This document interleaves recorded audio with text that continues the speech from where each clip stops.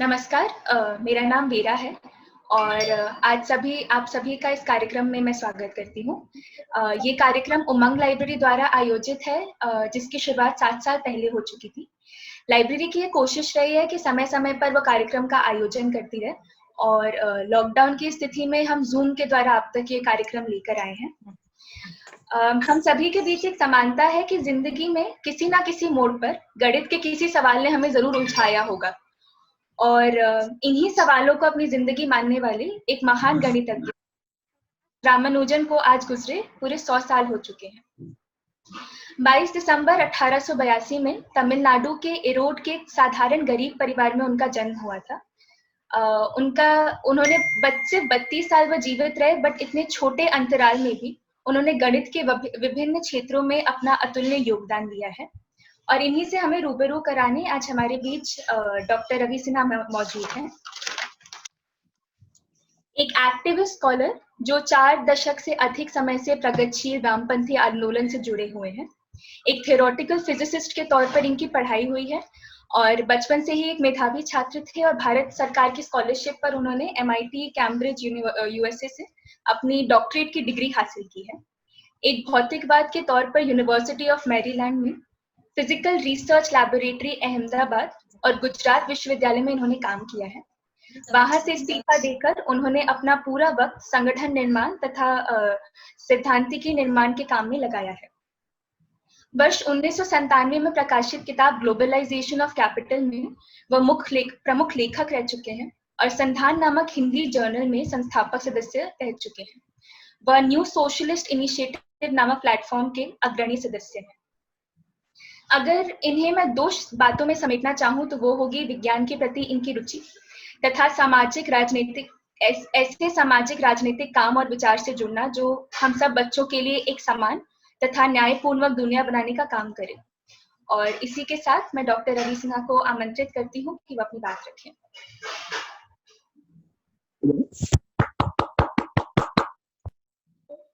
Thank you vera. आप लोगों को मेरी आवाज आ रही है? हेलो? जी बिल्कुल आ रही है। अच्छा, ठीक है। हम थोड़ा टेक्नोलॉजिकली चैलेंज हैं इसलिए पूछ रहे हैं।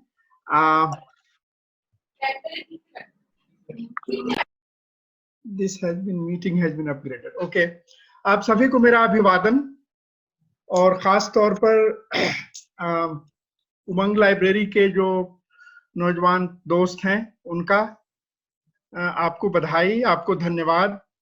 आपने रामानुजम को याद रखा और इस कार्यक्रम का आयोजन किया। जैसा वेरा ने बताया, आज से ठीक 100 साल पहले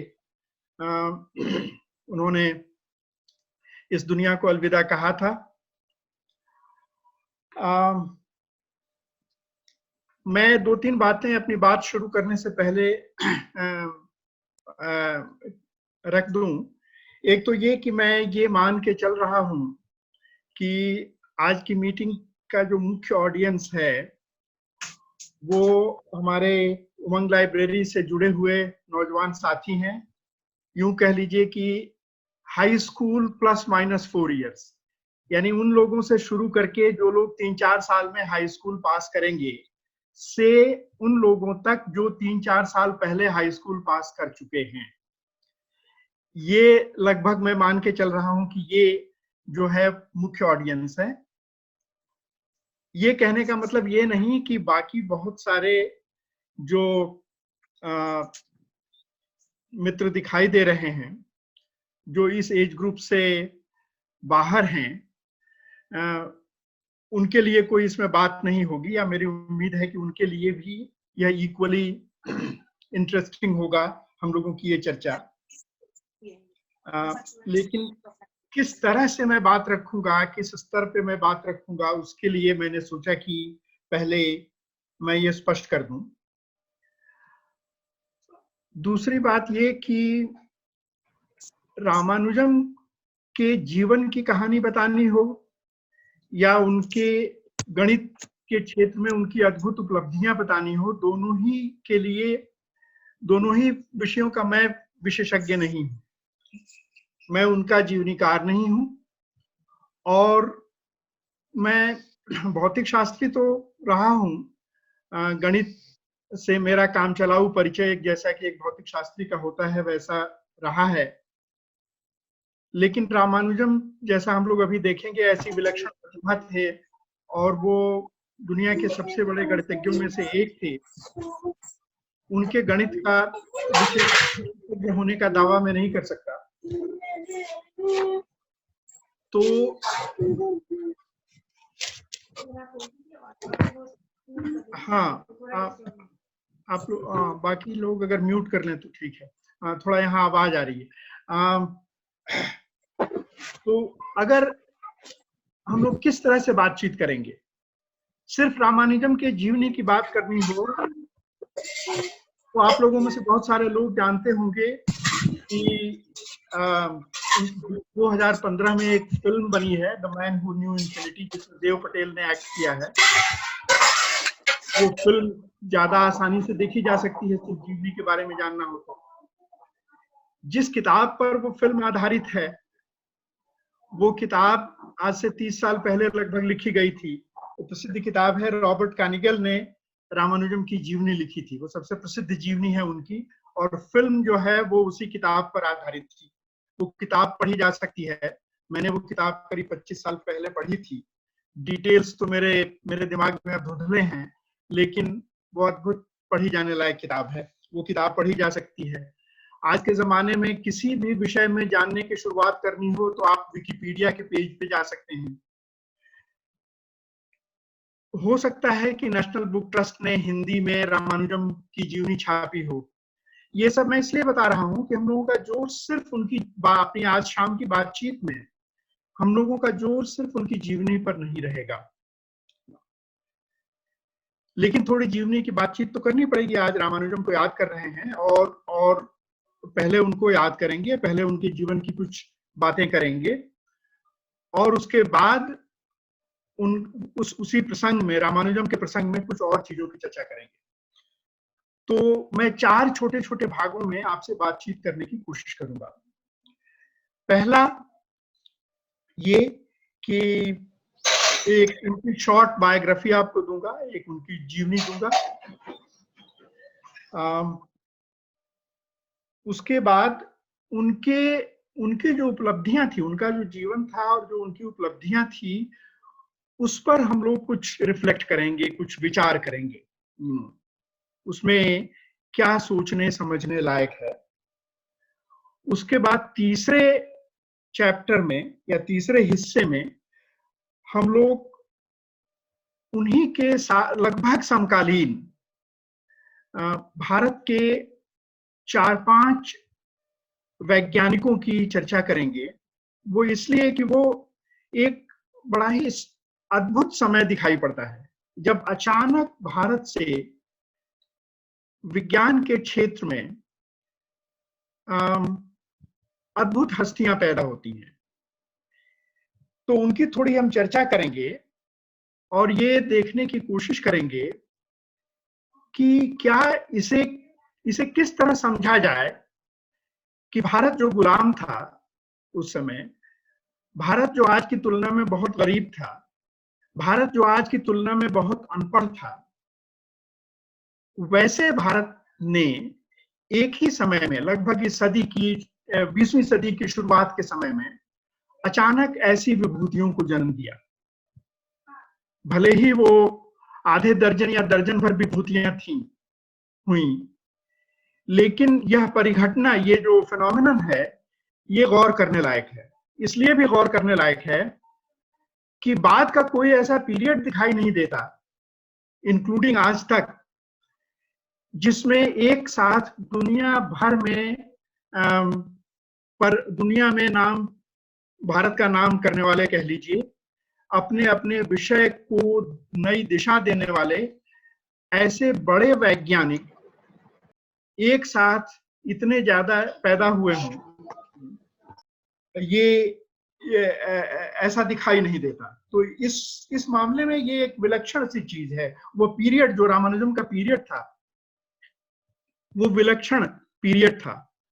थोड़े उसके कारणों पर चर्चा करेंगे और आखिरी हिस्से में, चौथे हिस्से में, हम थोड़ी इस पर मैं कमेंट करूंगा और हो सकता है होपफुली हम लोग चर्चा करेंगे कि किस तरह से how should we feel proud of a nation. हम अपने राष्ट्र पर अगर गर्व करना चाहते हैं तो गर्व करने का सही तरीका क्या है, किस तरह से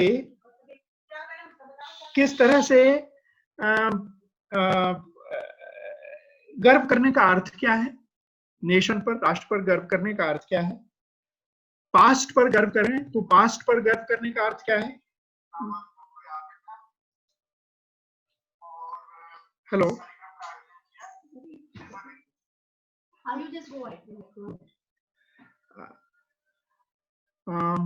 सॉरी, कुछ यहाँ टेक्नोलॉजी का चैलेंज है। तो ये इन 4 हिस्सों में हम लोग बातचीत करेंगे। पहले रामानुजन के जीवनी पर थोड़ी सी बातचीत करते हैं।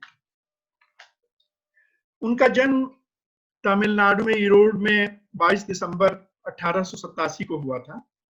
उनका पैतृक गांव जहां वो रहे, उस गांव का नाम तो कुंभकोणम था, लेकिन प्रथा ये थी, भारत के कई हिस्सों में ये प्रथा है और उस जमाने में दक्षिण में ये ज्यादा सख्ती से लागू होती थी कि अपने पहले बच्चे के पैदा होने के समय महिला जो है अपने मायके जाती थी।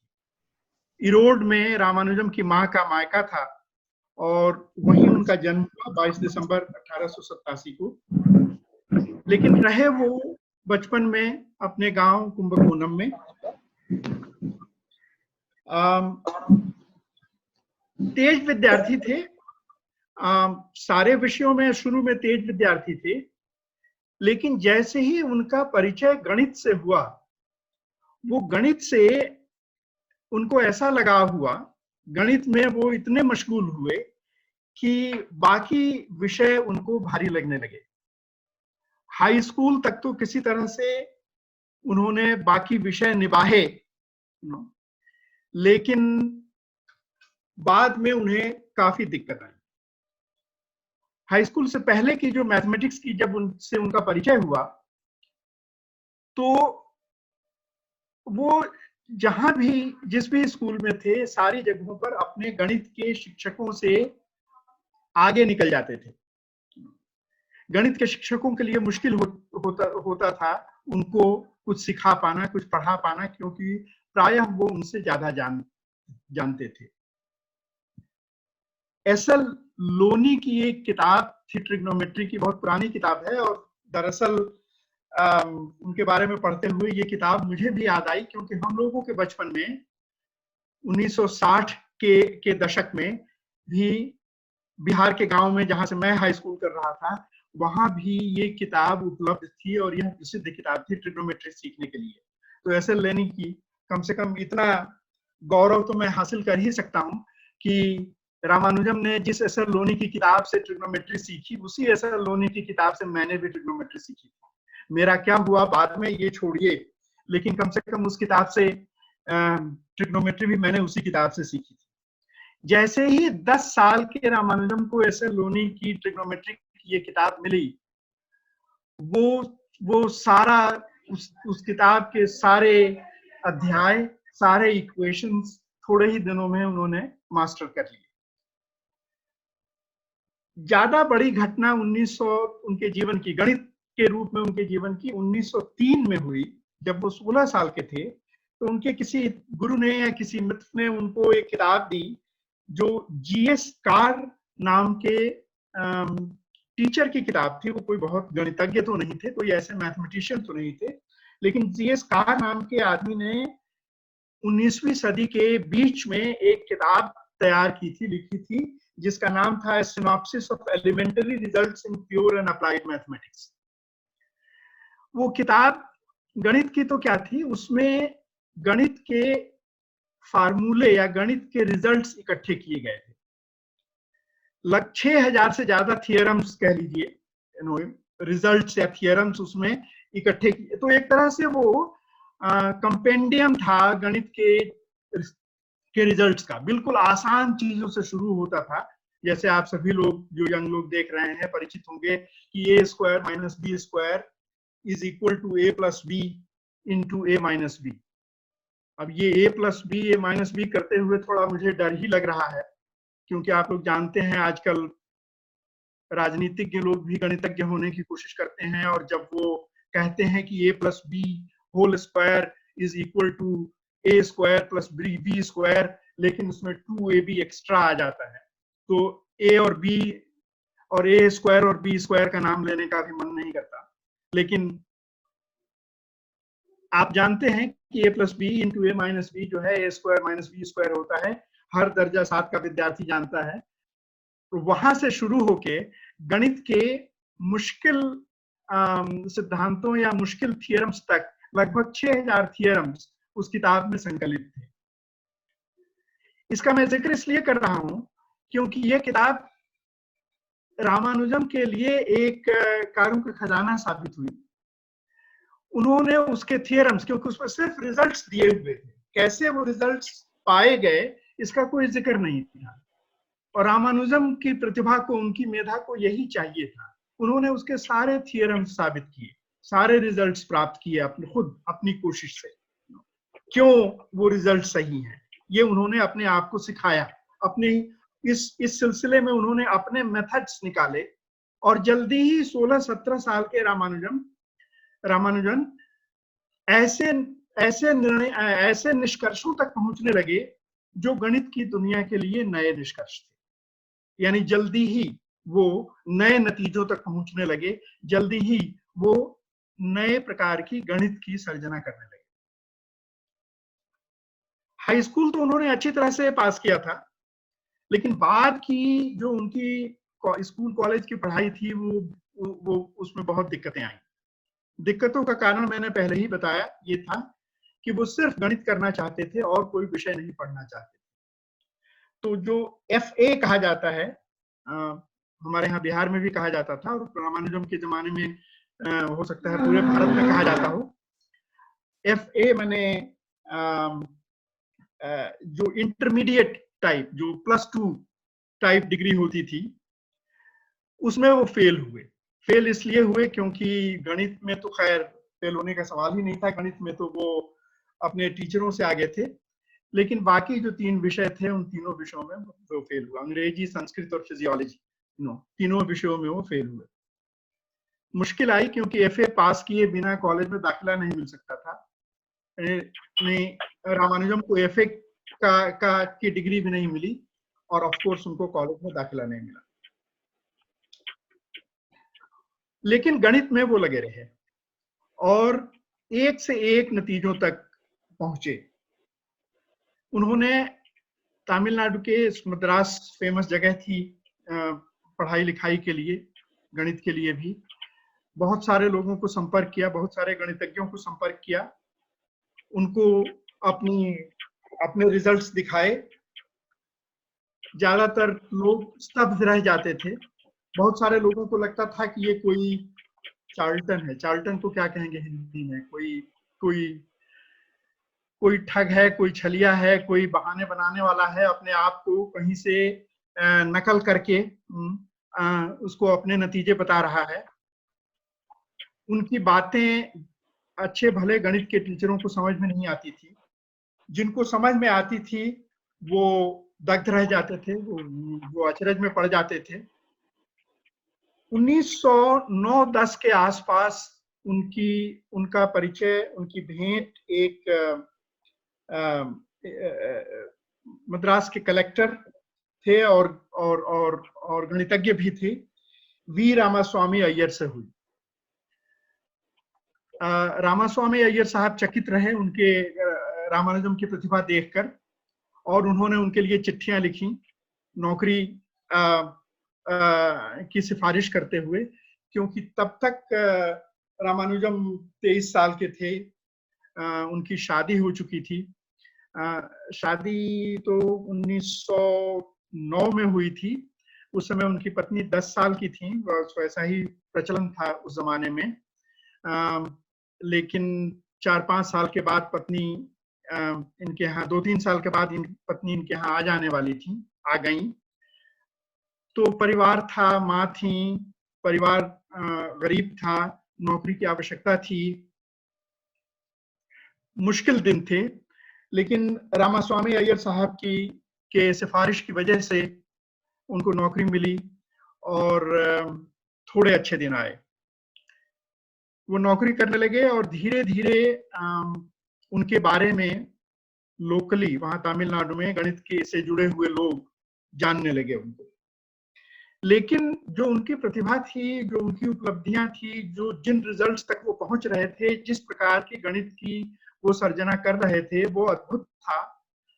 रामानुजम जानते थे कि इसको सही ढंग से अप्रिशिएट करना वहां के गणितज्ञों के लिए संभव नहीं था, इसलिए वो चिट्ठियां बाहर भी लिखने लगे।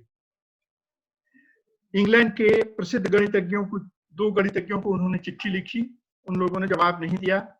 तीसरे गणितज्ञ, जो उस समय के सबसे बड़े गणितज्ञों में से एक थे, जीएच हार्डी को उन्होंने 1913 में चिट्ठी लिखी। नहीं, 1913 नहीं, 1912 में लिखी होगी शायद, हाँ 12 में। हार्डी को जो चिट्ठी लिखी वो काफी मजेदार ढंग से शुरू होती है। वो कहते हैं, I beg to introduce myself to you as a clerk in the accounts department of Port Trust of Office at Madras on a salary of only 20 pounds per annum. I am now 23 years old and I have no university education. इस तरह से वो चिट्ठी आगे जाती है और एक पैराग्राफ के बाद वो गणित पे उतरते हैं और 5 पेज तक वो अपने गणित के रिजल्ट्स लिखते जाते हैं। हार्डी बाद में लिखते हैं अपने संस्मरणों में, और बाद में उन्होंने रामानुजम पर के संस्मरण लिखे, रामानुजम की एक छोटी सी जीवनी जैसी पुस्तिका लिखी, कई जगह लेक्चर्स दिए।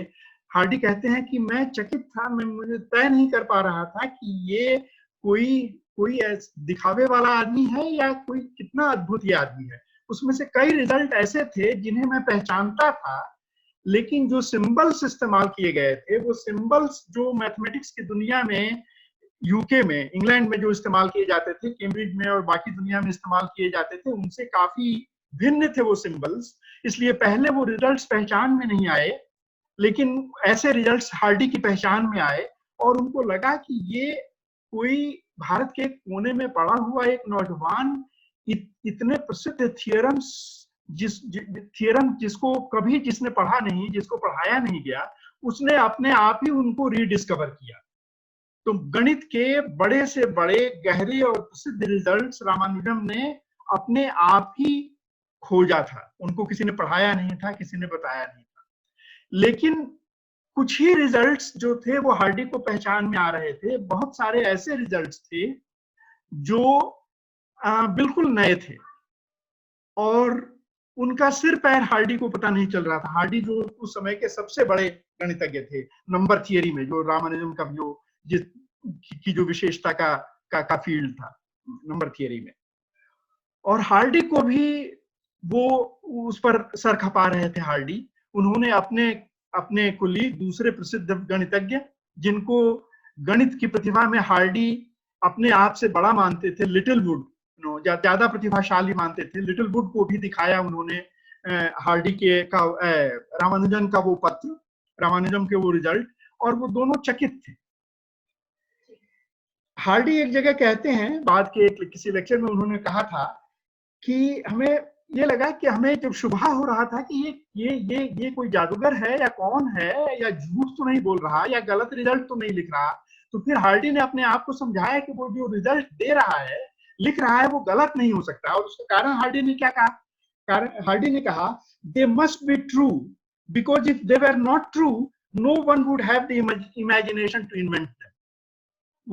वो ऐसे रिजल्ट थे कि वो सच होते ही, अगर वो सच नहीं होते तो किसी के पास ऐसी कल्पना शक्ति नहीं थी कि वो अपनी सिर्फ कल्पना मात्र से लिख देता हूं। यानी वो रिजल्ट कल्पना की बात नहीं थी, वो खोज थी, रामानुजम की खोज थी। और रामानुजम के ऐसे रिजल्ट्स, थियरम्स हम इसलिए नहीं कहेंगे क्योंकि रामानुजम का स्टाइल था, उनकी आदत थी कि वो रिजल्ट्स सीधे लिख देते थे। जिस तरह से गणित में थियरम्स को प्रूव करने का जो एक रिगरस तरीका है, सिद्धांत है, मेथड है, वो फॉलो नहीं करते थे, वो सीधे लिख देते थे। तो रिजल्ट्स को देख करके हार्डी को ये पता करना था कि ये आदमी वाकई बड़ा गणितज्ञ है, कोई अद्भुत चमत्कृत कर देने वाली शक्ति वाला गणितज्ञ है, या कोई ऐसे वैसे है जो जो जो जो जो अपने आप को गणितज्ञ साबित कर रहा है। और जल्दी ही हार्डी और लिटिलवुड दोनों कन्विंस हो गए कि उनका सामना एक ऐसी प्रतिभा से है जैसी प्रतिभा पहले कभी देखी नहीं थी। हार्डी ने उनको वापस चिट्ठी लिखी, रामानुजम को, कि आप बताइए, आपने रिजल्ट्स तो भेज दिए, लेकिन आप प्रूफ भेजिए। रामानुजम ने दूसरी चिट्ठी जो लिखी उसमें और ढेर सारे रिजल्ट्स भेज दिए। और उसी में मैं आप लोगों का जिक्र करूं, जो लोग जानते होंगे उनको, जो नहीं जानते होंगे तो चिंता न करें। रामानुजन की एक अद्भुत उनकी शक्ति थी गणित के क्षेत्र में, लेकिन एक क्षेत्र में विशेष तौर पर उनकी शक्ति थी। एक गणित का सीरीज कहा जाता है, क्रम, सीरीज, कई टर्म्स को जोड़ करके सीरीज बनता है। तो जैसे कहा जाए कि 1 + 2 + 3 + 4 + 5 you go all the way up to infinity, ये एक सीरीज हुआ। ये एक सीरीज है जो डाइवर्जेंट सीरीज है, यानी जिसका योगफल जो है वो इनफाइनाइट होगा, कोई फाइनाइट संख्या नहीं आएगी। ऑब्वियसली आप सभी आसानी से समझ सकते हैं कि 1, 2, 3, 4 सारे इंटीजर्स को, जितने भी इंटीजर्स हैं यानी अनंत इंटीजर्स को जोड़ा जाए तो अनंत ही आएगा, कोई फाइनाइट नंबर नहीं आएगा। लेकिन इन अनंत श्रृंखलाओं से, इस सीरीज से, जो गणित का एक गहरा विषय है, उनसे निपटने का तरीका आधुनिक गणित ने 19वीं सदी में निकाला था। और उससे बिल्कुल अपरिचित रहते हुए, गणित 19वीं सदी का स्टैंडर्ड गणित के एडवांस्ड मैथमेटिक्स के रिजल्ट न जानते हुए भी रामानुजम ने अपने ही ढंग से इन इनफाइनाइट सीरीज से निपटने का तरीका निकाला था। तो हार्डी को लिखा हुआ जो उनका दूसरा पत्र है, उसी में एक अद्भुत रिजल्ट था जो गणित के पारखी ही जिसको समझ सकते थे। वो रिजल्ट ये था, और आपको विश्वास नहीं होगा, मैंने जब सुना, मेरे एक स्ट्रिंग थियरिस्ट, फेमस फिजिसिस्ट ने जब इस रिजल्ट के बारे में मुझे बताया, तो मुझे बिल्कुल विश्वास नहीं हुआ। जिसका इस्तेमाल स्ट्रिंग थियरी में और फिजिक्स में होता है इस रिजल्ट का, वो ये था कि अगर आप 1 + 2 + 3 करते हुए अनंत तक जाएं, तो एक निश्चित तरीके से, एक सुव्यवस्थित तरीके से आप इस नतीजे तक पहुंच सकते हैं कि इस सीरीज का जो योगफल होगा वो -1/12 होगा। आप चकित रह जाएंगे कि 1, 2, 3 जोड़ते हुए आप अनंत तक सारे इंटीजर्स को जोड़ें और रिजल्ट अनंत होने की बजाय -1/12 हो। और ये तरीका बड़े गणितज्ञों को मालूम था। 19वीं सदी के गणितज्ञों ने इस अनंत सीरीज से जूझते हुए ये समझा था कि इस सीरीज को एक खास ढंग से इंटरप्रेट किया जा सकता है, और ये अलल टप्पू नहीं है, ये मन की बात नहीं है, ये निश्चित तरीके से इस नतीजे तक पहुंचा जा सकता है कि इसका योगफल जो है वो -1/12 होगा। इस डाइवर्जेंट सीरीज का योगफल इंटरप्रेट किया जा सकता है कि इसका योगफल -1/12 होगा। खैर, मैं ये उदाहरण दे रहा हूं इसलिए मैं इस पे ज्यादा टिकूंगा नहीं। इसका इस्तेमाल आज के गणित में होता है, स्ट्रिंग थियरी में होता है। स्ट्रिंग थियरी का आधारभूत रिक्वायरमेंट्स में से है ये रिजल्ट। मैं कहना ये चाहता था कि दूसरी चिट्ठी में भी रामानुजम ने हार्डी को रिजल्ट्स भेज दिए।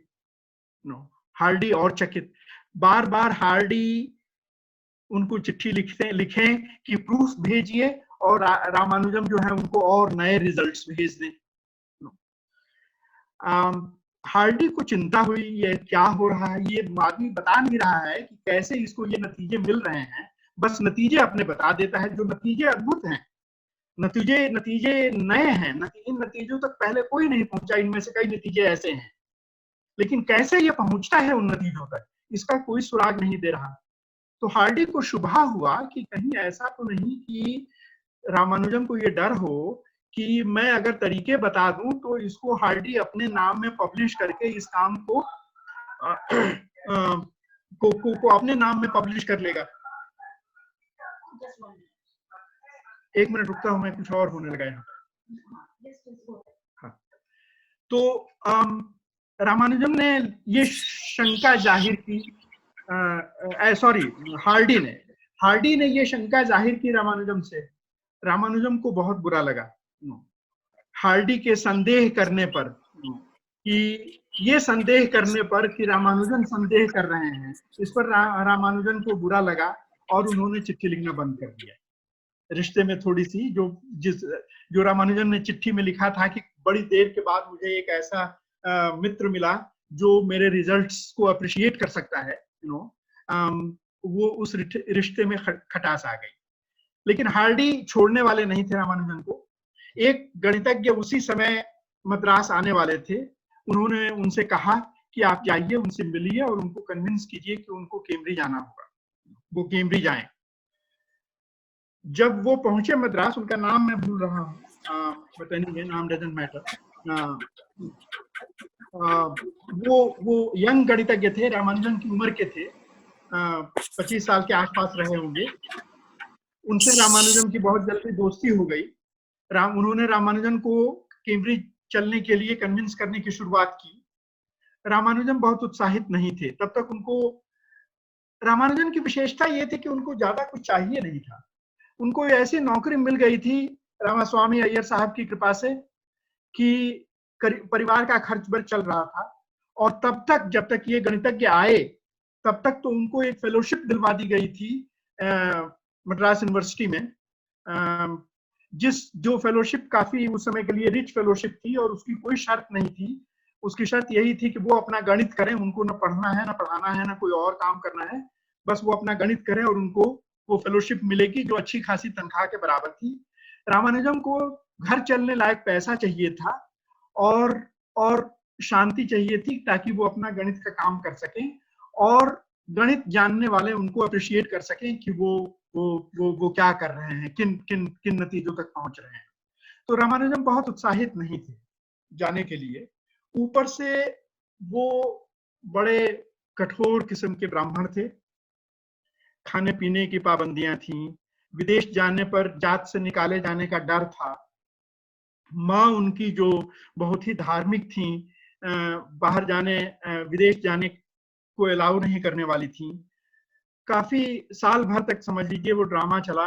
रामानुजन खुद गए अपनी देवी से मिलने के लिए। देवी मने उनकी जो कुल देवी थी, उनके मंदिर गए, 3 दिन तक वहां टिके रहे कि देवी सपने में आकर उनको विदेश जाने की अनुमति दे। रामानुजन कहा करते थे ना, मैं ये कहना बताना भूल गया आपको, जब लोग रामानुजन से पूछते थे कि आप इस नतीजे तक कैसे पहुंचे, तो वो कहा करते थे कि मेरी कुल देवी सपने में आई थी, वो बता गई। कई रिजल्ट्स के बारे में वो ऐसा कहते थे। अब सपने में चीजें आती हैं। आप अगर मुझे नार्सिसिस्ट न समझे तो मैं अपनी ही एक बात बताऊं। मैंने 2-3 साल से शेर व शायरी करना शुरू किया है, नौसिखिया हूं, लेकिन मैं आपको सच्ची बात बता रहा हूं, हंसने लायक बात है लेकिन हंसिएगा मत। सपने में शेर आए हैं मुझे और 3 बजे रात को अचानक उठ करके बत्ती जलाकर अपनी वाइफ का कोप भाजन बनकर मैंने शेर वो दर्ज किए हैं, क्योंकि अचानक ऐसा लगा मुझे कि सपने में शेर आए, कविता आई। मेरी तो कोई कुल देवी नहीं है, मैं किसी देवी देवता को नहीं मानता, मैं ईश्वर को नहीं मानता, लेकिन सपने में चीजें आ सकती हैं। आदमी का, इंसान का दिमाग कैसे काम करता है ये विज्ञान पूरी तरह नहीं जानता। जिस बात से आदमी उलझता रहता है, जूझता रहता है, अगर वो कोई शेर जैसा वजन तौलने वाला, बहर मापने वाला, काफिया मिलाने वाला कोई मुश्किलाहट हो तो वो अचानक सपने में आ सकता है। और गणित की कोई गुत्थी हो तो वो भी कोई सपने में आ सकती है, बशर्ते कि आदमी उससे बहुत गहराई से जूझ रहा हो। तो सपने में आने वाली बात तो संभव है, देवी देवता उनके लिए जरूरी नहीं है। जैसे मेरे सपने में शेर आया बिना किसी देवी देवता के, रामानुजन के इक्वेशंस आए, उनको लगता होगा कि देवी देवता आके दे गई हैं, लेकिन कहने का मतलब ये कि रामानुजम कैसे किसी नतीजे तक पहुंचते थे, वो कई बार ऐसा लगता है कि वो खुद भी नहीं जानते थे। उनकी प्रतिभा ऐसी थी, वो ऐसे जीनियस थे, उनका दिमाग ऐसे काम करता था कि उनको लग जाता था कि ये इक्वेशन सही है, ये आइडेंटिटी सही है, ये left hand side is equal to right hand side, ये चीज सही है। एक इंट्यूशन सा उनको होता था जो उनको सपने की तरह लगता होगा। एनीवे, जब जब जब जब और हार्डी इसको कैसे माने, हार्डी तो ऐसे विधिवत ट्रेंड गणितज्ञ थे, वो गणित का प्रूफ ही, गणित में सब कुछ होता है, आपको प्रूव करना होता है थियरम, तब वो थियरम माना जाता है, नहीं तो कंजेक्चर माना जाता है, हाइपोथेसिस मानी जाती है। तो जितना हार्डी पूछते रहे ये कि आप मेथड बताइए, उतना ही रामानुजम बचते रहे और उनको नए रिजल्ट्स भेजते रहे। ये सिलसिला उस समय चला। मैं अपने आप को दोहरा रहा हूँ, बात हम लोग उस पर थे कि कैसे वो कन्विंस हुए। उनकी माँ ने कहा कि देवी, हाँ देवी कर दिया है। तो इस तरह से उनके जाने का तय हुआ, कैम्ब्रिज जाने का तय हुआ।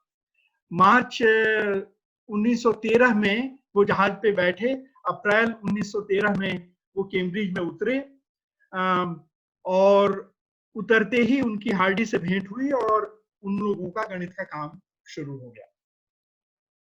मैं उनके जीवन का यह पीरियड सिर्फ एक दो झलकी देने के लिए कि वो किस तरह के आदमी थे, एक दो घटनाओं के वर्णन के बाद मैं ये वाला अध्याय खत्म करूंगा। वो मद्रास से गए थे। मद्रास में प्रैक्टिकली कभी जाड़ा नहीं पड़ता, हमेशा सूरज निकला रहता है, और कैम्ब्रिज में जाड़ा ही पड़ता रहता है या सूरज तो कभी दिखाई पड़ता है। वो बुरी तरह ठिठुर रहे थे जाड़े में। तबीयत उनकी वैसे भी शुरू से ही ठीक नहीं रहती थी, पेट के उनकी दिक्कतें थी जो ठीक से कभी डायग्नोस नहीं हुई। ज्यादातर टीबी समझा गया, लेकिन बाद में अब लोगों का अंदाजा है कि कोई खास किस्म का अमीबियासिस वगैरह था जिसने लिवर को प्रभावित किया और जिससे अंततः उनकी मृत्यु हुई। खैर, तबीयत उनकी ठीक नहीं रहती थी, जाड़ा लगता था। उसी समय भारत के एक दूसरे बाद में प्रसिद्ध हस्ती हुए वो वहां कैम्ब्रिज में थे। उनका नाम था पीसी महालनबीस, जिन्होंने इंडियन स्टैटिस्टिकल इंस्टीट्यूट की स्थापना की और बड़े गणितज्ञ और स्टैटिस्टिशियन थे। वो उस समय स्टूडेंट थे, लगभग रामानुजन की उम्र के ही थे। उनके प्रोफेसर ने कहा कि did you meet the wonderful Ramanujan who just came from your country? क्या वंडरफुल रामानुजन से तुम्हारी भेंट हुई? इस तरह से महालनबीस उनसे मिलने गए। जल्दी ही उन लोगों की दोस्ती हो गई और रामानुजन बेचारे आग के सामने, जो उनको कमरा मिला हुआ था कैम्ब्रिज में, जो कमरा हार्डी के कमरे से ज्यादा दूर नहीं था, ठिठुर रहे थे।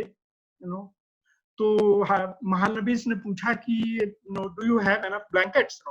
तो उनके कमरे में गए, उन्होंने देखा तो ब्लैंकेट्स वगैरह काफी थे, लेकिन तह लगा के रखे हुए थे। रामानुजन को यह पता नहीं था कि ब्लैंकेट्स का करते क्या है। बेचारे ठिठुर रहे थे और आग के सामने बैठे रहते थे। तो महालनबीस ने उनको सिखाया, उनको बताया कि कैसे ब्लैंकेट से गुफा बनाते हैं गोल से और उस गुफा में घुस जाते हैं। जब उस ब्लैंकेट्स की गुफा में आप घुस जाएंगे तब आप बिना जाड़े के सो पाएंगे। वो तरीका उन्होंने समझाया और अक्सर उनसे मिलते थे। जैसे ब्राह्मण थे रामानुजन, किसी के हाथ का खाना नहीं खा सकते थे, कभी हॉस्टल नहीं जाते थे, मेस में खाने नहीं जाते थे, अपनी सब्जी खरीदते थे, अपने उबाल के जो भी उनको आता था जितना भी बनाना उतना बना के खाते थे। 5 साल वहां पर वो वैसे रहे, तबीयत खराब से खराब कर होती गई।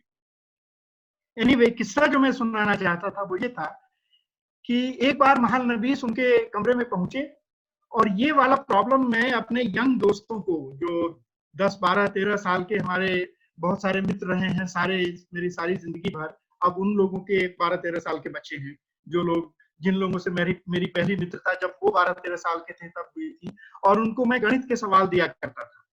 और जो मेरा प्रिय गणित का सवाल था वो रामानुजन से संबंधित था। वो मुझे कार्नेगल की किताब से मिली थी आज से 25 साल पहले। वो सवाल उस सवाल का संबंध महालनबीस से है।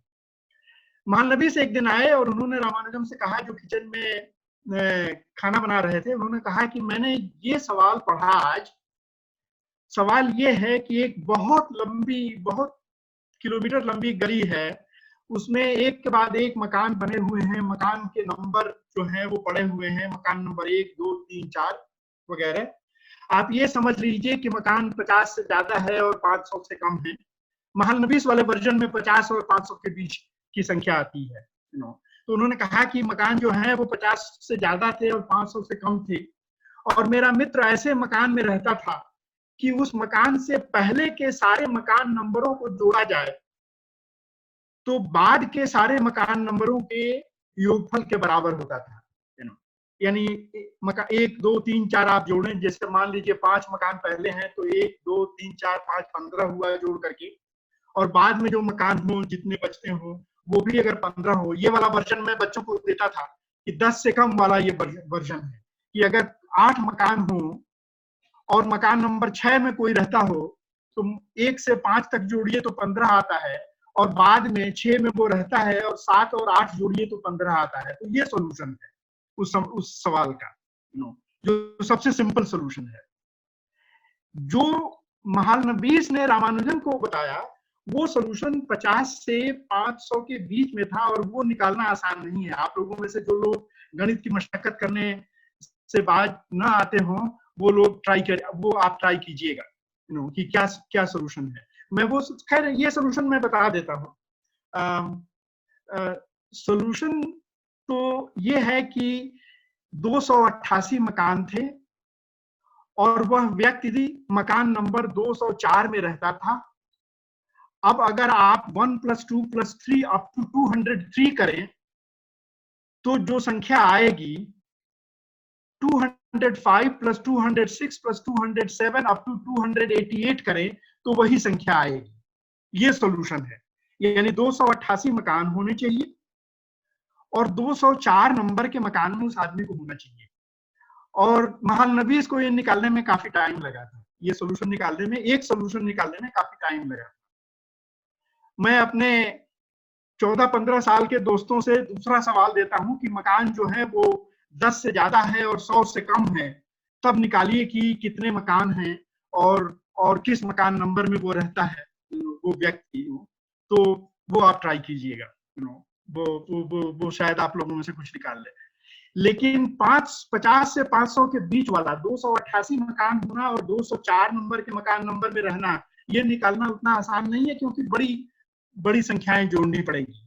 अब आप लोग जो गॉस का नियम जानते हो लगातार के इंटीजर्स का जोड़ने का, कि 1 + 2 + 3 + 4 + 5 निकालना हो तो सारा जोड़ सकते हैं, या ये भी कर सकते हैं कि पहला और आखिरी जोड़ के 2 से भाग देते हैं।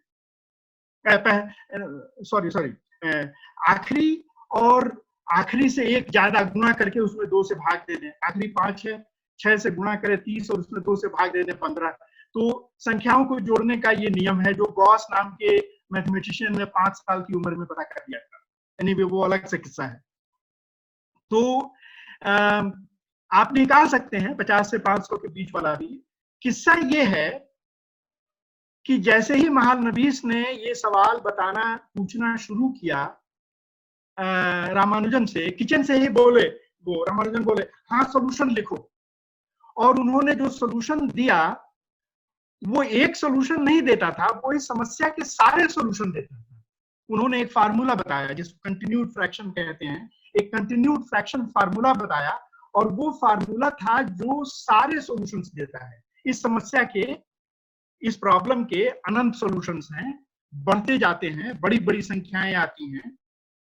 जैसे पहला सॉल्यूशन मैंने आपको बताया कि 8 मकान है और 6वें में रहता है। दूसरा सॉल्यूशन जो आपको निकालना है 49 मकान है और 34वें में रहता है। तीसरा जो पूछा गया था उस पत्रिका में और जिसे महालनबीस ने निकाला था कि 288 मकान है, तीसरा सॉल्यूशन है, और 204वें में रहता है। और इस तरह से संख्या बहुत तेजी से बढ़ती जाती है। सॉल्यूशंस बड़े बड़े संख्याओं में आते हैं, लेकिन सॉल्यूशंस अनेक हैं, अनेक नहीं अनंत हैं, अनगिनत हैं। और रामानुजन ने सवाल खत्म होते ही जो सॉल्यूशन दिया वो सोल्यूशन सारे सॉल्यूशंस को एक फार्मूले के रूप में देता था। आपके लिए शायद ये अंदाजा लगाना मुश्किल होगा कि ये कितनी जादू सी लगने वाली बात है। शायद ही दुनिया का कभी कोई मैथमेटिशियन ऐसा हुआ हो जो इस तरह से सॉल्यूशन दे पाए। जब बाद में महालनबीस ने पूछा कि भाई तुमने कैसे किया, तो रामानुजन ने कहा कि सवाल सुनते ही मुझे लगा कि ये कंटिन्यूड फ्रैक्शन का मामला है, और कंटिन्यूड फ्रैक्शन से मैं बहुत अच्छी तरह परिचित हूँ, मुझे तुरंत जवाब सूझ गया इसका। तो इस तरह के वो आदमी थे। दूसरा किस्सा थोड़ा सिंपल है और वो हार्डी से रिलेटेड है। हार्डी भी कम शब्दों वाले आदमी थे, इधर उधर की बातें करना नहीं जानते थे। रामानुजन भी कम शब्दों वाले आदमी थे, गणित के अलावा इधर उधर की बातें करना नहीं जानते थे। जब अस्पताल में थे रामानुजन, सभी को लग रहा था कि मर रहे हैं। हार्डी देखने पहुंचे। Hello hello. जब हार्डी उनको देखने पहुंचे तो दोनों मुश्किल में थे।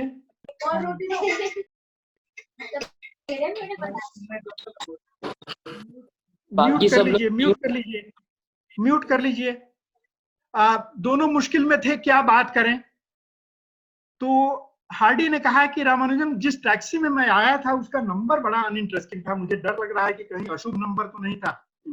नंबर था 1729, 1729। छूटते ही रामानुजन बोले कि no Hardy, you are wrong, this is a very interesting number, this is the smallest number that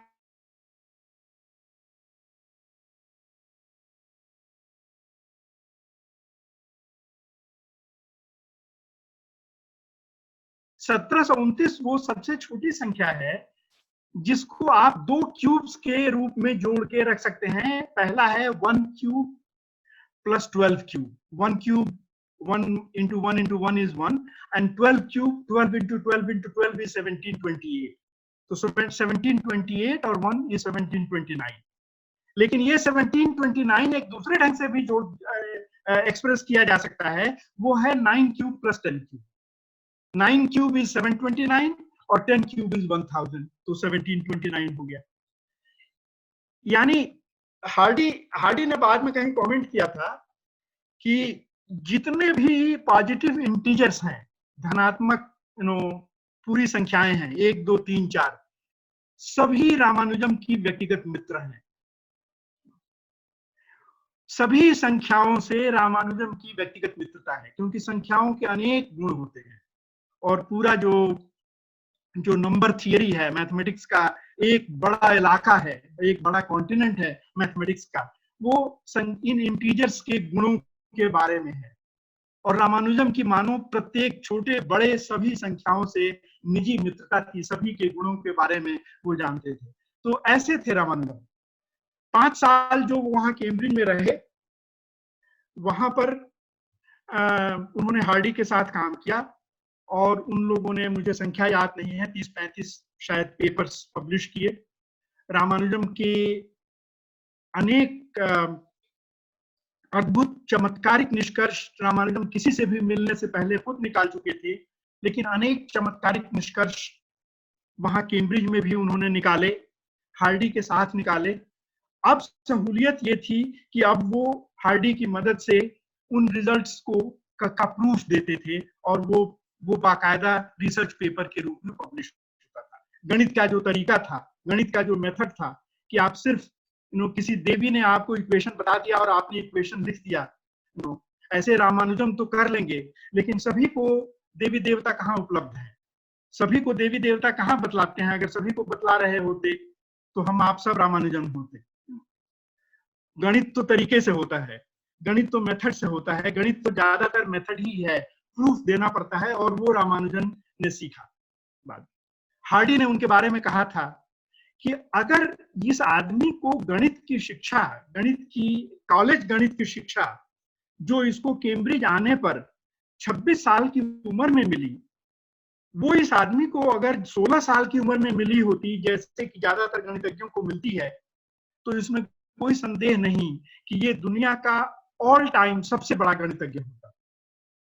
सबसे बड़े गणितज्ञों में से हैं रामानुजम, बिना 26 साल की उम्र में बाकायदा गणित सीखना, इस तरह से उच्च गणित सीखना, थियरम प्रूव करने के रूप में गणित सीखना, और गणित में जो कुछ उपलब्ध किया जा चुका है वह जान करके उसके बाद आगे का कदम बढ़ाना, ये तो उनको केंद्रीय जाने पर 26 साल की उम्र में उनके लिए ये संभव हुआ। लेकिन इसके बिना ही वो नए नतीजों तक पहुंचे थे। अद्भुत गणितज्ञ थे और शायद दुनिया के सबसे बड़े गणितज्ञ होते। ये मैं क्यों कह रहा हूं, या ये हार्डी ने क्यों कहा, क्योंकि जिस तरह किसी न्यूटन ने, किसी आयलर ने, जैकोबी ने, गॉस ने, रीमान ने, पोइंकारे ने, हिल्बर्ट ने, इन लोगों ने जो गणित के नए इलाके ढूंढे, जो इलाके गणित के स्थायी इलाके बन गए और जिन पर आज विधिवत तरीके से मेथोडिकल ढंग से काम होता है। रामानुजम ने, ये तो नहीं कहा जा सकता ना कि नंबर थियरी रामानुजम का ढूंढा हुआ इलाका है। उस इलाके में रामानुजन ने ऐसी ऐसी चीजें ढूंढी जो किसी और के हाथ नहीं लगी, और बिना स्थापित मेथड के ढूंढी। ये उनका जीनियस था। लेकिन जो दुनिया के महानतम गणितज्ञ हुए थे, उन्होंने इलाके स्थापित किए, उन इलाकों के गणित के, उन इलाकों के तरीके स्थापित किए। रामानुजम वैसे गणितज्ञों में से होते, उनमें से ज्यादातर से फिर भी बड़े थे रामानुजम, वैसे गणितज्ञों से फिर भी अद्भुत थे। शायद उनकी मेधा का, उनकी प्रतिभा का कोई गणितज्ञ नहीं हुआ। लेकिन चूंकि उनकी विधिवत ट्रेनिंग नहीं हुई थी मैथमेटिक्स में, उदाहरण के लिए कॉलेज के मैथमेटिक्स में जो चीजें पढ़ाई जाती हैं, हर बीएससी में पढ़ने वाले हिंदुस्तानी को और हर हाई स्कूल में पढ़ने वाले अमेरिकन या यूरोपियन को कॉम्प्लेक्स नंबर्स के बारे में जो पता होता है, कॉम्प्लेक्स फंक्शंस के बारे में जो पता होता है, रामानुजम को पता नहीं था, मोर और लेस पता नहीं था। कॉम्प्लेक्स एनालिसिस वो नहीं जानते थे, जो 16 साल के 17 साल के विद्यार्थी को पता होती है। लेकिन जो जानते थे वो इतना जानते थे, जो रियल नंबर्स की जो थियरी थी वो इतनी अच्छी तरह जानते थे, या उस पर उनकी ऐसी नंबर से उनकी ऐसी व्यक्तिगत मित्रता थी, जैसा कहा गया, कि उन रिजल्ट्स तक बड़े बड़े गणितज्ञ नहीं पहुंच पाए जिन तक रामानुजम पहुंचे। और आज तक उनके बहुत सारे रिजल्ट्स को प्रूव करने की कोशिश हो रही है।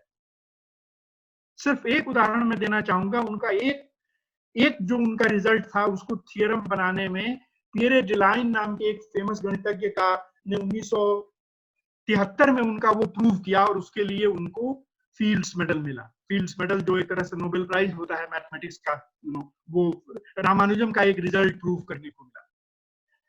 रामानुजम के पूरी की पूरी गणित की शाखा जो है रामानुजम के रिजल्ट्स पे, और गणितज्ञों की फौज तब से आज तक लगी हुई है रामानुजम के बहुत सारे रिजल्ट्स को समझने में, जो सही है, लेकिन क्यों सही है ये पता करना आज के गणितज्ञों का काम है। तो ऐसी प्रतिभा थे। मैंने काफी समय ले लिया उनके जीवन पर ही, तो मैं जल्दी से ये खत्म करूं कि 5 साल वो वहां रहे, तबीयत उनकी खराब होती गई। कारण अनेक थे। वो रात भर काम करते थे, दिन में सोते थे, उबाला हुआ सब्जी खाते थे। वर्ल्ड वॉर शुरू हो गया था, चीजें मिलती भी नहीं थी, पहले से ही तबीयत खराब थी, पेट में कोई रोग लगा हुआ था जो ठीक से कहीं डायग्नोज नहीं हुआ। जब वर्ल्ड वॉर खत्म हुआ तो हार्डी ने उनकी जान बचाने की सोची, और उन्होंने सोचा कि इसकी जान तभी बच सकती है जब ये अपने देश वापस लौटे, यहाँ तो ये मर जाएगा। रामानुजम वापस लौटने को बहुत उत्साहित नहीं थे। आपको ये जान के आश्चर्य होगा, जहां जाने को वो तैयार नहीं थे, जिस कैम्ब्रिज, वहां से वो लौटने को बहुत उत्साहित नहीं थे। हालांकि उनको प्यार करने वाली उनकी माँ, उनको प्यार करने वाली उनकी पत्नी यहाँ मौजूद थी, सब लोग इंतजार कर रहे थे। लेकिन वो, क्योंकि वो गणित करने का जो मौका उनको वहां मिल रहा था, वो जानते थे हिंदुस्तान में नहीं मिलेगा। तो अब उनको कैम्ब्रिज के वातावरण में गणित करने की आदत पड़ गई थी, और वो बहुत उत्साहित नहीं थे। लेकिन तबीयत ऐसी खराब होती गई कि उनके सामने ऑप्शन नहीं रखा गया। हार्डी ने उनसे कहा कि आपको जाना पड़ेगा। तब उनका पासपोर्ट बना, और जो प्रचलित जो फोटोग्राफ ने आपने अपने प्रोग्राम के एडवर्टाइजमेंट के लिए लगाया है ना, जो सबसे प्रसिद्ध उनका फोटोग्राफ है रामानुजन का, वो उसी पासपोर्ट के लिए खींचा गया फोटोग्राफ। पासपोर्ट के लिए उनका वो फोटोग्राफ खींचा गया पहली बार। तो वो वापस लौटे, और वापस लौटने के मुझे ठीक से याद नहीं है, साल भर के अंदर उनकी मृत्यु। प्लेजेंट नहीं था उनका वापस लौटना। उनकी माँ और उनकी पत्नी की रोज लड़ाइयाँ हुआ करती थी। पत्नी अब 20 साल की थी और चुपचाप अपनी सास की डिक्टेटरशिप मानने वाली नहीं थी। ऊपर से पत्नी की माँ भी वहां आ गई थी। घर में कलह बहुत था। रामानुजम को परेशानी बहुत हुई उसमें। ज्यादातर वो देखते थे कि उनकी पत्नी का पक्ष ठीक है, और माँ को कभी कभार समझाने की कोशिश करते थे कि जो तुम कर रही हो वो ठीक नहीं है, लेकिन असंभव था परिवार के संस्कार को, परिवार की संस्कृति को बदल पाना। एक दुख वो लगा, तबीयत खराब होती गई, ठीक से डायग्नोस नहीं हुआ उनका मर्ज। काफी दुखी रहे वो लौटने के बाद। और 26 अप्रैल 2020 नहीं, 1920, आज से 100 साल पहले उनकी मृत्यु हुई। ये मैंने संकेत दे ही दिया कि जो गणित में उनके हजारों रिजल्ट्स हैं, उनको उनमें से बहुत सारे, तब से लगातार एक पूरी इंडस्ट्री है, मैथमेटिशियंस की पूरी फौज लगी रही, और बड़े प्रसिद्ध मैथमेटिशियंस ने अपना नाम धाम कमाया रामानुजम के रिजल्ट्स को प्रूव करके, उसका प्रूफ दे करके। और बहुत सारे रिजल्ट्स आज भी प्रूव किए जा रहे हैं। और यह भी सच है कि कुछ रिजल्ट्स गलत निकले उनके, बहुत थोड़े, लेकिन जो रिजल्ट्स गलत निकले उन रिजल्ट्स को जांचने के दौरान नए मेथड सामने आए। यानी रामानुजम के गलत रिजल्ट्स ने भी नए मैथमेटिकल मेथड्स को जन्म दिया। उसमें वो भी अकारण नहीं था, इत्तफाकिया इक्के दुक्के रिजल्ट्स गलत निकले उनके, लेकिन वो भी गहरे रिजल्ट्स थे। गलतियां सिंपल गलती नहीं थी, गहरी गलतियां थी, जिन गलतियों को पहचानने में गणित ने आगे की छलांग लगाई। तो न केवल उनके सही रिजल्ट्स, जो कि उनके सभी रिजल्ट्स लगभग सही थे इक्के दुक्के छोड़ करके, न केवल सही रिजल्ट्स को प्रूव करने में गणित आगे बढ़ा, बल्कि उनके गलत रिजल्ट्स को गलत साबित करने के प्रयास में भी गणित आगे बढ़ा। थोड़ी चर्चा इस पे की जाए अब कि दूसरे चैप्टर पर कि किस तरह से उनकी प्रतिभा को हम देखते हैं, उसका क्या अर्थ है, कैसे उसको समझें। ऑफ कोर्स उनके पास तो सिंपल एक्सप्लेनेशन था। उनके पास एक्सप्लेनेशन ये था कि मुझे ये लग जाता है कि ये रिजल्ट है और ये सही है। और कभी कभार वो ये भी कहते थे कि देवी सपने में आई थी और उन्होंने ये रिजल्ट मुझे बताया, जिसका जिक्र मैं पहले ही कर चुका हूं। लेकिन जो गौर करने वाली बात यह है कि अगर आप ये इस पर सोचें कि अगर उनको एस.एल. लोनी की किताब नहीं मिली होती और बाद में 1903 में कार की किताब नहीं मिली होती, सिर्फ जोड़ने घटाने के आधार पर क्या रामानुजन हो गए होते? क्या ये सोचा जा सकता था? उनकी प्रतिभा ऐसी थी कि ये सवाल वाकई उठाया जा सकता है कि हो सकता है कि वो सारा गणित ही ढूंढ लेते, सारी ट्रिग्नोमेट्री, सारी जियोमेट्री, सारा अलजेब्रा, सब कुछ ढूंढ लेते। ऐसा कोई कह सकता है। लेकिन ज्यादा संभावना इस बात की है कि उनकी जो प्रतिभा खिली, उनका जो इंटरेस्ट जगा, वो गणित से परिचय होने के साथ जगा। इसमें कोई दो राय नहीं है कि गणित की उनकी प्रतिभा विलक्षण थी, लेकिन उनको किताबें नहीं मिली होती, उनको आधुनिक गणित से परिचय नहीं हुआ होता, तो भी देवी आकर के उनको सारा गणित बता गई होती और रामानुजम ऐसे ही गणितज्ञ हुए होते जैसे कि वो हुए। ये संभव नहीं दिखता। मैं ये कहने की कोशिश कर रहा हूं कि जब किसी प्रतिभा का आधुनिक विज्ञान से, आधुनिक गणित से साक्षात्कार होता है तो वो प्रतिभा खिल करके सामने आती है। प्रतिभा तो थी, प्रतिभा ही प्रधान थी, क्योंकि उसी एस.एल. लोनी की ट्रिग्नोमेट्री से तो मैंने भी ट्रिग्नोमेट्री सीखी और मेरा हाल आप देख ही रहे हैं। तो एस.एल. लोनी की ट्रिग्नोमेट्री की किताब मिल जाए तो हर कोई रामानुजम हो जाएगा, ये तो दावा नहीं किया जा रहा है।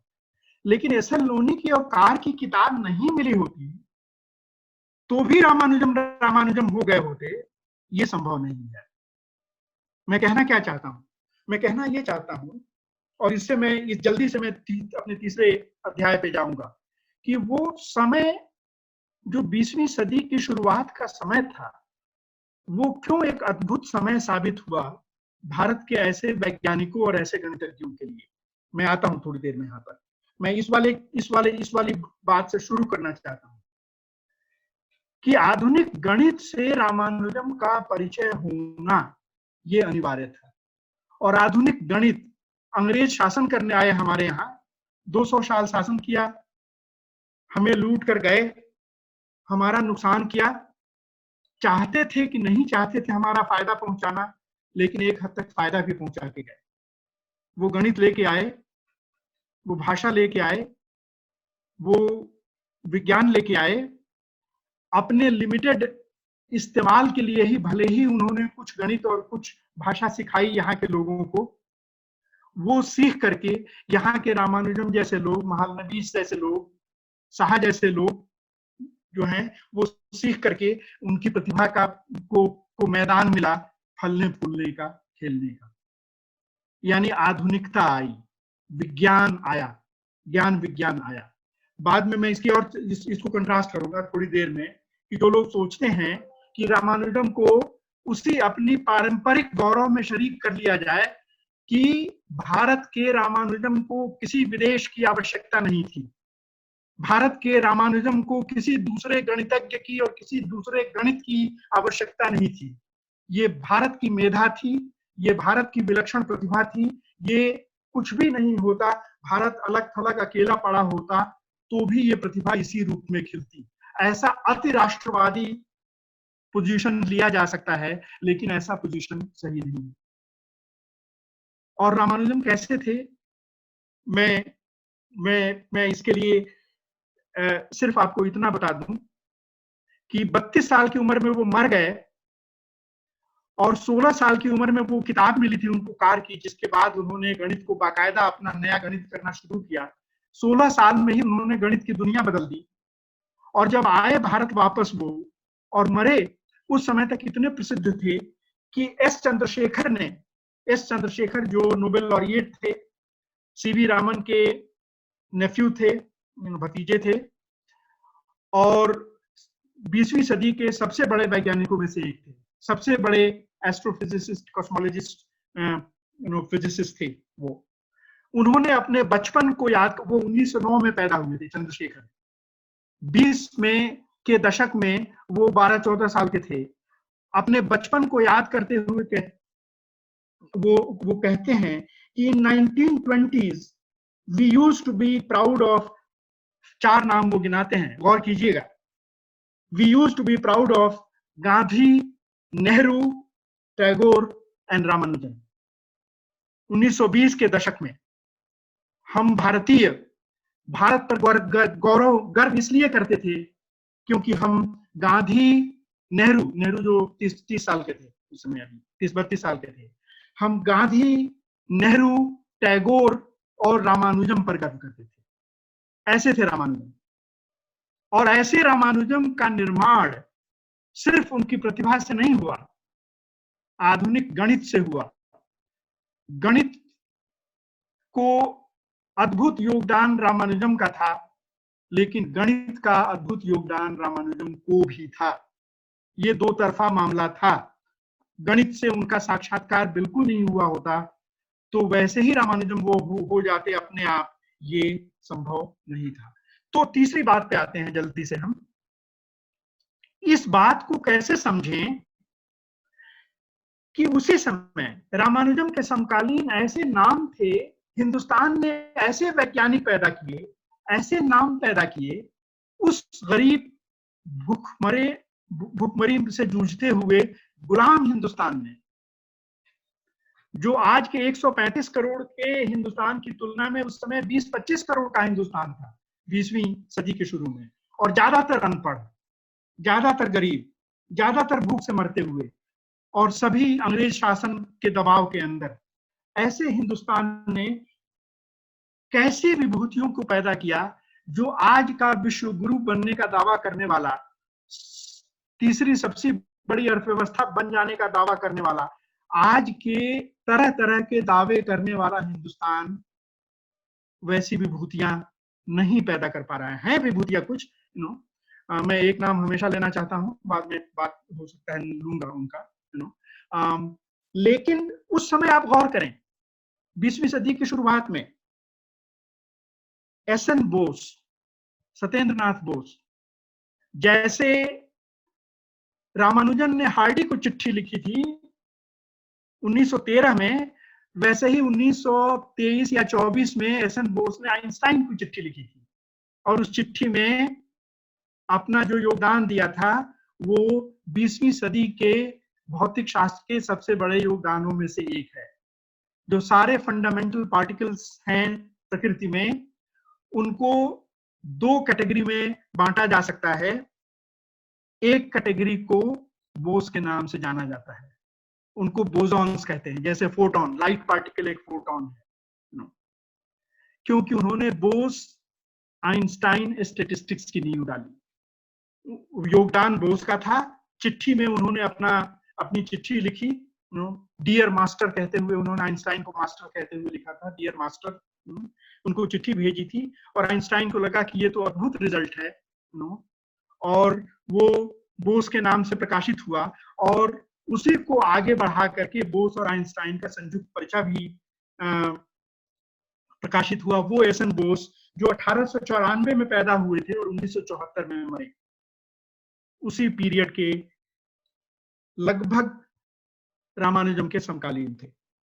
दूसरे मेघनाथ साहा, जिन्होंने साहा इक्वेशन दिया जो एस्ट्रोफिजिक्स की नींव डालता है, 1893 में पैदा हुए थे, 1956 में मरे थे। पीसी महालनबीस, जिनका जिक्र मैंने किया, जो रामानुजम के दोस्त थे कैम्ब्रिज में, भारत के सबसे बड़े स्टैटिस्टिशियन, स्टैटिस्टिक्स के गणितज्ञ, मैथमेटिशियन, जिन्होंने इंडियन स्टैटिस्टिकल इंस्टीट्यूट की नींव डाली भारत में। सीवी रमन इफेक्ट, जिसके लिए उनको 1930 में 28 में उन्होंने रमन इफेक्ट ढूंढा, 30 में उनको नोबेल प्राइज मिला। वो 1888 में पैदा हुए थे, 1970 में उनकी मृत्यु हुई थी।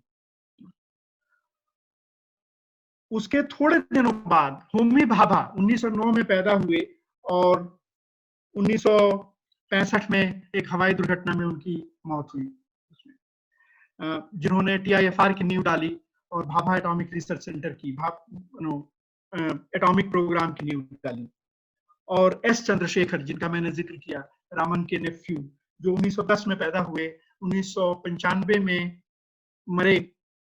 चंद्रशेखर लिमिट जो उन्होंने के लिए जाने जाते हैं कि अगर उस लिमिट से ज्यादा भारी कोई तारा अंत में ब्लैक होल बनेगा, जब उसकी ऊर्जा समाप्त होगी और ग्रेविटेशन के अंदर वो कोलैप्स करेगा, तो अगर वो चंद्रशेखर लिमिट से ज्यादा उसका मास हुआ तो वो ब्लैक होल बनेगा।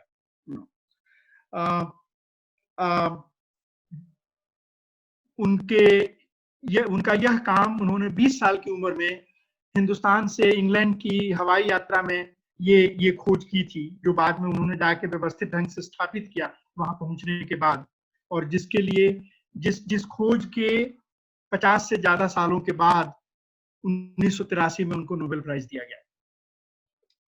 ये सारे लोग जो लगभग एक दूसरे के समकालीन थे, और ये लोग जिससे प्रेरणा पाते थे, वो नाम मैं भूल गया, जगदीश चंद्र बोस, जो इनसे पिछली पीढ़ी के थे, जो इनसे बड़े थे, 1858 में पैदा हुए थे और 1937 में मरे थे। जिस जगदीश चंद्र बोस को आप सभी यंग फोक्स सब जानते होंगे, क्योंकि मुझे तो मैं बिहार के प्राइमरी स्कूल में जब मैं पढ़ता था, वहीं जगदीश चंद्र बोस के एक्सपेरिमेंट्स की चर्चा होती थी, कि पढ़ाया गया था कि कैसे उन्होंने पौधों के साथ एक्सपेरिमेंट किया था, और हम लोगों को ये सरल रूप में बताया जाता था कि पौधे भी तकलीफ महसूस करते हैं, उनकी टहनी तोड़ो तो उनको भी दर्द होता है, इस तरह से हम लोगों को बताया गया था। जो अद्भुत साइंटिस्ट थे, फिजिसिस्ट भी थे, बॉटनिस्ट भी थे, बायोलॉजिस्ट भी थे, आर्कियोलॉजिस्ट भी थे, एक अद्भुत नवजागरण किस्म के पॉलीमैथ जिसको कहा जाता है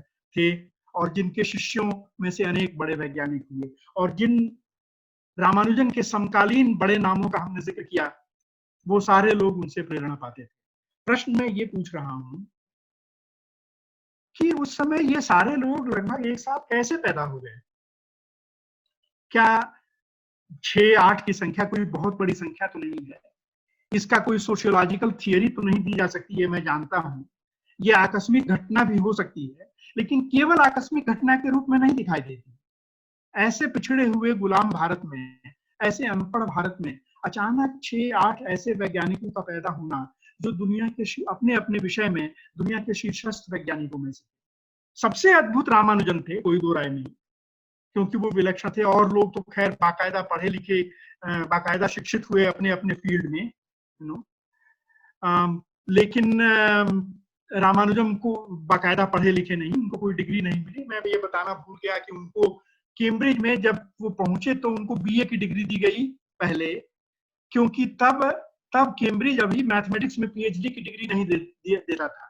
जब कैम्ब्रिज मैथमेटिक्स में पीएचडी की डिग्री देने लगा तो उनकी बीए की डिग्री को ही पीएचडी की डिग्री कह दिया गया, क्योंकि वो तो पीएचडी से भी आगे का काम कर रहे थे। वो तो मैथमेटिक्स का फ्रंटियर का काम कर रहे थे, ऐसे काम कर रहे थे, ऐसे आविष्कार कर रहे थे, ऐसी खोज कर रहे थे जो और कोई नहीं कर रहा था। तो डिग्री तो कोई चीज नहीं थी, डिग्री से बड़े थे। वो फेलो ऑफ रॉयल सोसाइटी बने, सबसे young fellow of royal society में से एक, और भारत से होने वाले दूसरे फेलो ऑफ रॉयल सोसाइटी 1841 में, नाम मैं भूल रहा हूँ, कोई एक सज्जन बने थे, और उसके बाद रामानुजम पहले थे। ट्रिनिटी कॉलेज के फेलो बने। ट्रिनिटी कॉलेज उनको ले नहीं रहा था, रेसिज्म का कुछ मामला था। जो मास्टर्स थे ट्रिनिटी कॉलेज के, उनमें से कई कह रहे थे कि हम काले को स्वीकार नहीं करेंगे ट्रिनिटी कॉलेज के फेलो के रूप में। लेकिन जब वो फेलो ऑफ रॉयल सोसाइटी हो गए, fellow of London mathematical society हो गए, तो ट्रिनिटी कॉलेज को भी यील्ड करना पड़ा, और ट्रिनिटी कॉलेज ने भी उनको अपना फेलो बनाया। तो रामानुजन सबसे अद्भुत थे, लेकिन ये लोग भी कम नहीं थे। ये इन लोगों ने भी ऐसा योगदान किया जो उनके फील्ड के मौलिक फंडामेंटल योगदानों में से एक है। ये लोग अपने एक एक काम से ही दुनिया में हमेशा याद किए जाएंगे, साइंस में हमेशा याद किए जाएंगे। कोई बोस, कोई साहा, कोई महालनबीस, कोई भाभा, कोई चंद्रशेखर, ये सारे लोग लगभग एक साथ पैदा होते हैं। गुलाम भारत क्यों पैदा करता है इस तरह की चीजें? आजाद भारत क्यों नहीं पैदा कर पाता? कारण उसका अनेक हो सकते हैं, और हो सकता है इसका कोई भी कारण न दिया जा सके। ऐसी किसी थियरी का मैं दावा नहीं करता कि मैं इस बात को समझता हूँ, इस अद्भुत घटना को मैं समझता हूँ, लेकिन आपसे मैं अपील करूंगा कि आप इस पर गौर करें। क्यों हुए अद्भुत ये लोग? ये लोग अद्भुत इसलिए हुए क्योंकि ये अपने से ज्यादा उन्नत, ज्यादा सफल सभ्यता को चैलेंज कर रहे थे। उसके तले दबे भी हुए थे। भारत ब्रिटेन का गुलाम था। ब्रिटेन यहां भारत को गुलाम बना करके ये कहता था कि हम इन असभ्यों को सभ्य बनाने आए हैं।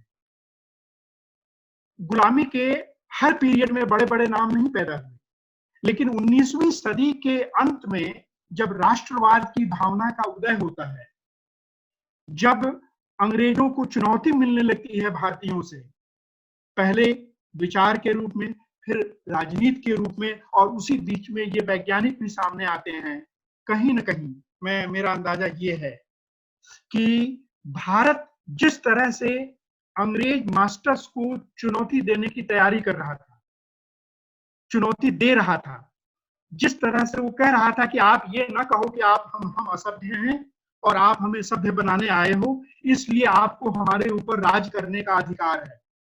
ये चुनौती देने के लिए सारा भारत नहीं खड़ा हो रहा था, भारत के विशिष्ट लोग खड़े हो रहे थे, भारत का विशिष्ट वर्ग खड़ा हो रहा था, भारत के बुद्धिजीवी खड़े हो रहे थे, भारत के राजनेता खड़े हो रहे थे।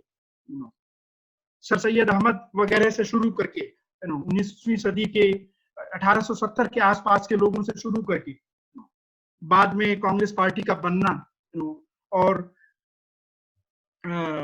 तिलक गोखले होते हुए गांधी तक आना, फिर नेहरू तक आना। चंद्रशेखर ने 30 साल के नेहरू के लिए कहा था कि हम नेहरू पे गर्व करते हैं। 1920 में ही भारत जवाहरलाल नेहरू पे गर्व करने लगा था। 30 साल के नौजवान जवाहरलाल नेहरू पे गर्व करने लगा था। आज ये बात अंडरलाइन करने की जरूरत है। जब ऐसे लोग पैदा हो रहे थे तो मैथमेटिशियंस और फिजिसिस्ट और साइंटिस्ट भी पैदा हो रहे थे जो उन्हीं से साइंस सीख करके साइंस में उनको चुनौती देना चाहते थे। भले इन्होंने ऐसा सोच विचार के न किया हो, ऐसा अपने दिमाग में स्पष्ट प्लानिंग बना करके उन्होंने फिजिक्स को सराहा ने इसलिए नहीं सीखी कि हम फिजिक्स सीख करके ब्रिटिशर्स को चैलेंज करेंगे। रामानुजम ने कोई मैथमेटिक्स इसलिए नहीं सीखा कि हम मैथमेटिक्स सीख करके ब्रिटिशर्स को चैलेंज करेंगे।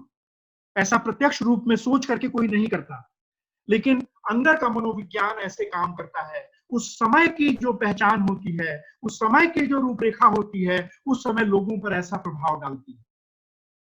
यानी हम अपने से बड़े को, अपने से सफल को, अपने शासक को, अपने जिसके यहाँ न्यूटन हुआ था, जिसके वहां जिन लोगों के वहां मैक्सवेल हुआ था, जिन लोगों के यहाँ और बड़े साइंटिस्ट और मैथमेटिशियंस हुए थे, उन्हीं से मैथमेटिक्स सीखकर हम उनको चुनौती दे रहे थे।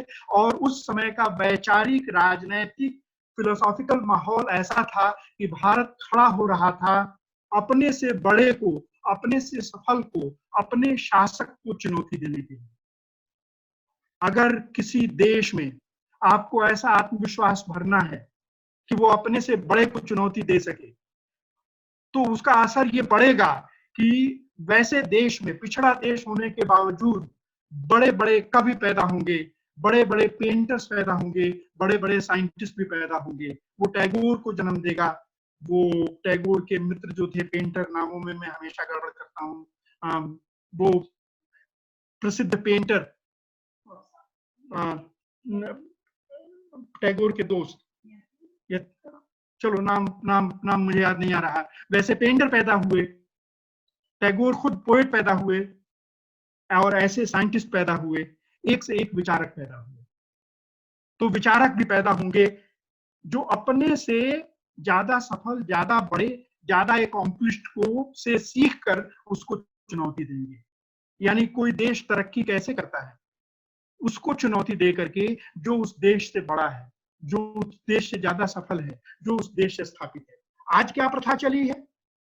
आज प्रथा ये चली है कि जो भारत से बड़ा है, बड़ा शब्द हम इस्तेमाल कर रहे हैं लेकिन आप मतलब समझ रहे होंगे, जो भारत से ज्यादा एकम्प्लिश्ड है, जहां ज्यादा प्रसिद्ध वैज्ञानिक हैं, दार्शनिक हैं, पेंटर हैं, पोएट हैं, या जो आर्थिक तौर पर धनी है, जहां ज्यादा बड़े आविष्कारक हैं, ऐसे देशों को चुनौती देने की बजाय उनकी नौकरी चाकरी करने लगता है, उनके तरुए चाटने लगता है, और किसी मरियल से देश को उठाता है, किसी असफल देश को उठाता है जो हमसे भी ज्यादा असफल है, और उसके जरिए अपना राष्ट्रवाद का दावा करता है।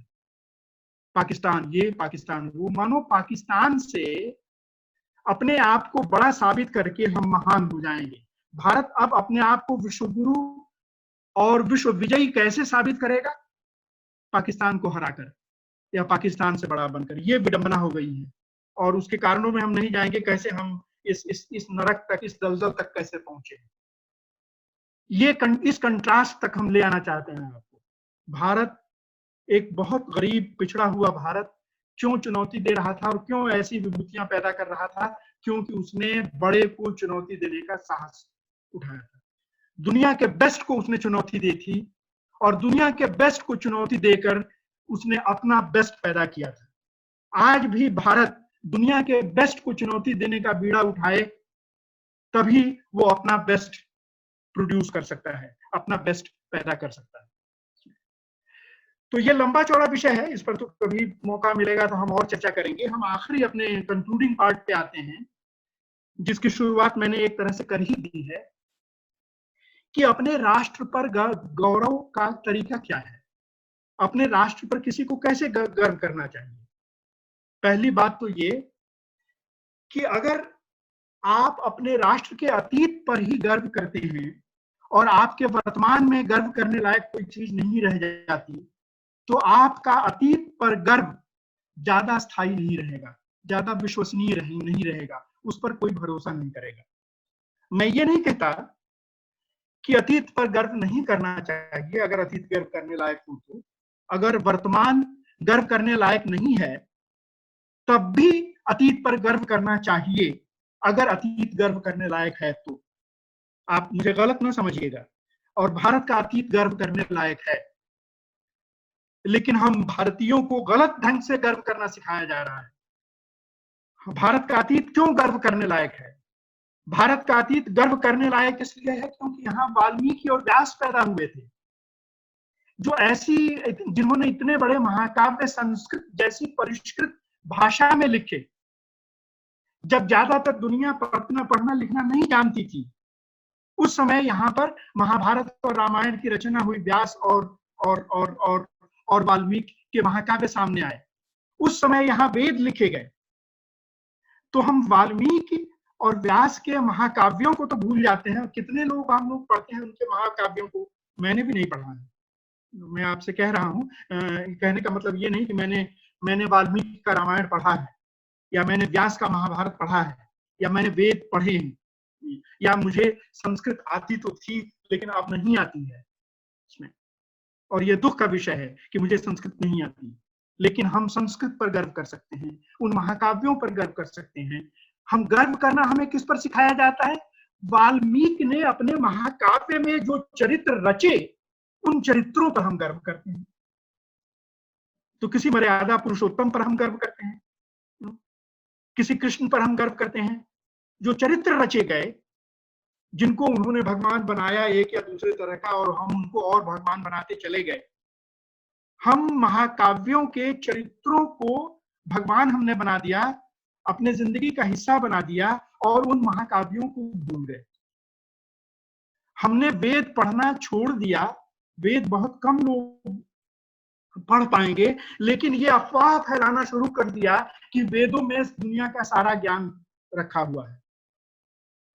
जो भी ज्ञान आपको आधुनिक काल में पता चलता है, आपको जब तक नहीं पता है तब तक तो आप ये नहीं बताते कि वो वेदों में ही है, में भी है। लेकिन जैसे ही आधुनिक विज्ञान आपको बताता है कुछ नया, वैसे ही आप ढूंढ निकाल ले आते हैं कि वेदों में यह पहले से था। यानी न केवल अब तक जो पता चला है सब वेदों में था, पूरे भविष्य में जितना